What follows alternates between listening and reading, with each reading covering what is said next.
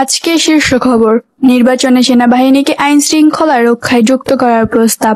বাংলাদেশের নির্বাচন commission EC আইন মন্ত্রণালয় প্রতিনিধিত্ব আদেশ সংশোধনীয় অনুমোদনের জন্য বিস্তৃত খসড়া দাখিল করেছেন, যাতে আইন শৃঙ্খলা রক্ষায় সীমিত সময়ের জন্য সেনা, নৌ ও বিমান বাহিনীকে অন্তর্ভুক্ত করার সুযোগ রাখা হয়। এই ধারা নির্বাচনকালীন নিরাপত্তা আরও দৃঢ় করার পরিকল্পনা অংশ।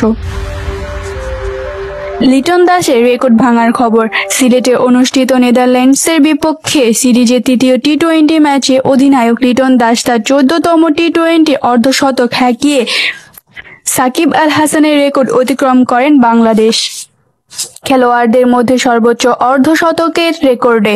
পাশাপাশি মাহমুদুল্লাহর সাথে মিলিয়ে সর্বোচ্চ 6 হিটের রেকর্ড, প্রতিজনে 77টি 6 অর্জন করেছেন। ডেঙ্গু নিয়ে শঙ্কাজনক পরিস্থিতি। 2025 সালে বাংলাদেশে ডেঙ্গু পরিস্থিতি মর্মান্তিকতা ক্রমান্বয়ে বাড়ছে। সেপ্টেম্বর মাসে মৃত্যুর সংখ্যা 100 ছাড়িয়ে গেছে। হাসপাতালে ভর্তির সংখ্যাও 24,000 ছাড়িয়েছে। এই তথ্য DGHS এর হালনাগাদ হিসেবে প্রকাশিত হয়। এছাড়া আরও তথ্য অনুযায়ী আগস্ট মাসের মধ্যে 24,183 জন হাসপাতালে ভর্তি, 101 জনের মৃত্যু এবং জুলাইয়ের মৃত্যুর সংখ্যা ছিল সর্বোচ্চ 41 জন।